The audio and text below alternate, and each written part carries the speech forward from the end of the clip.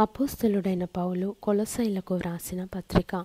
కొలొస్సైలో ఉన్న పరిశుద్ధులకు అనగా క్రీస్తునందు విశ్వాసులైన సహోదరులకు దేవుని చిత్తము వలన క్రీస్తు యేసు అపోస్తలుడైన పౌలును సహోదరుడైన తిమోతియును శుభమని చెప్పి వ్రాయునది.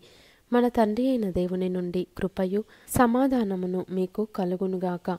పరలోకమందు మీ కొరకు ఉంచబడిన నిరీక్షణను బట్టి క్రీస్తు యేసునందు మీకు కలిగియున్న విశ్వాసమును గూర్చియు పరిశుద్ధులందరి మీద మీకున్న ప్రేమను గూర్చియు మేము విని ఎల్లప్పుడూ మీ నిమిత్తము ప్రార్థన చేయొచ్చు మన ప్రభువగు యేసుక్రీస్తు యొక్క తండ్రి అయిన దేవునికి కృతజ్ఞతాస్తుతులు చెల్లించుచున్నాము.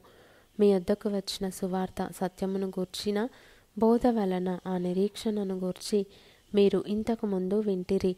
ఈ సువార్త సర్వలోకంలో ఫలించుచు వ్యాపించుచున్నట్టుగా మీరు దేవుని కృపను గూర్చి విని సత్యముగా గ్రహించిన నాట నుండి మీలో సైతము ఫలించుచు వ్యాపించుచున్నది. ఎపఫ్రా అను మా ప్రియుడైన తోడిదాసుని వలన మీరు ఈ సంగతులను నేర్చుకొంటిరి. అతడు మా విషయములో నమ్మకమైన క్రీస్తు పరిచారకుడు.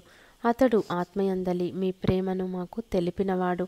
అందుచేత ఈ సంగతి వినిన నాట నుండి మేమును మీ నిమిత్తము ప్రార్థన చేయుట మానక మీరు సంపూర్ణ జ్ఞానమును ఆత్మ సంబంధమైన వివేకమును గలవారును ఆయన చిత్తమును పూర్ణముగా గ్రహించిన వారునై ప్రతి సత్కార్యములో సఫలులగుచు దేవుని విషయమైన జ్ఞానమందు అభివృద్ధి పొందుచు అన్ని విషయములలో ప్రభువును సంతోషపెట్టునట్లు ఆయనకు తగినట్టుగా నడుచుకొనవలెననియు ఆనందముతో కూడిన పూర్ణమైన ఓర్పును దీర్ఘశాంతమును కనుపర్చునట్లు ఆయన మహిమ శక్తిని బట్టి సంపూర్ణ బలముతో బలపరచబడవలెననియు తేజోవాసులైన పరిశుద్ధుల స్వాస్థ్యములో పాలివారమగుటకు మనలను పాత్రులనుగా చేసిన తండ్రికి మీరు కృతజ్ఞతాస్తుతులు చెల్లింపవలెననియు దేవుని బతిమాలుచున్నాము.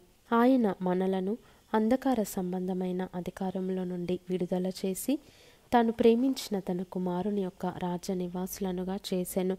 ఆ కుమారుని యందు మనకు విమోచనము అనగా పాపక్షమాపణ కలుగుచున్నది. ఆయన అదృశ్య దేవుని స్వరూపి అయి సర్వసృష్టికి ఆది సంభూతుడై ఉన్నాడు. ఏలయనగా ఆకాశమందున్నవియు భూమి అందున్నవియు దృశ్యమైనవి గాని అదృశ్యమైనవి గాని అవి సింహాసనములైనను ప్రభుత్వములైనను ప్రధానులైనను అధికారములైనను సర్వమును ఆయన యందు సృజింపబడెను. సర్వమును ఆయన ద్వారాను ఆయనను బట్టియు సృజింపబడెను. ఆయన అన్నిటికంటే ముందుగా ఉన్నవాడు. ఆయనే సమస్తమునకు ఆధారభూతుడు.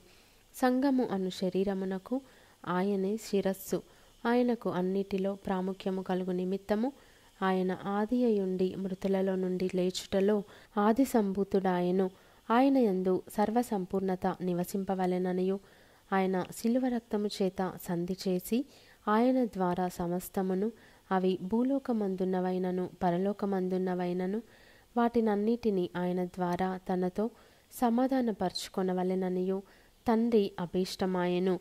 మరియు గత కాలమందు దేవునికి దూరస్తులను మీ దుష్క్రియల వలన మీ మనస్సులో విరోధ భావము గలవారునై యుండిన మిమ్మును కూడా తన సన్నిధిని పరిశుద్ధులుగాను నిర్దోషులుగాను నిరపరాధులుగాను నిలవబెట్టుటకు ఆయన మాంసయుక్తమైన దేహమందు మరణము వలన ఇప్పుడు మిమ్మును సమాధానపరచెను.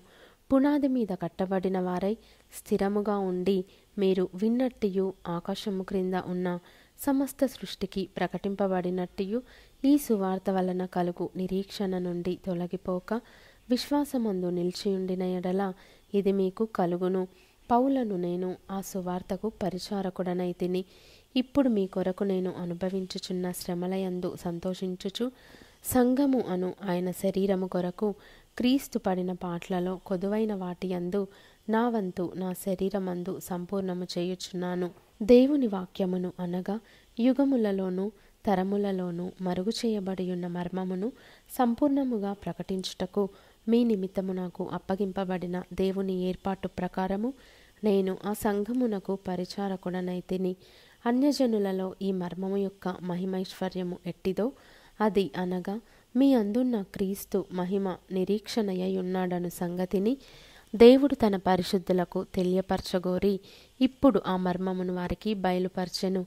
ప్రతి మనుష్యుని క్రీస్తునందు సంపూర్ణునిగా చేసి ఆయన ఎడల నిలువబెట్టవలెనని సమస్త విధములైన జ్ఞానముతో మేము ప్రతి మనుష్యునికి బుద్ధి చెప్పుచు ప్రతి మనుష్యునికి బోధించుచు ఆయనను ప్రకటించుచున్నాము.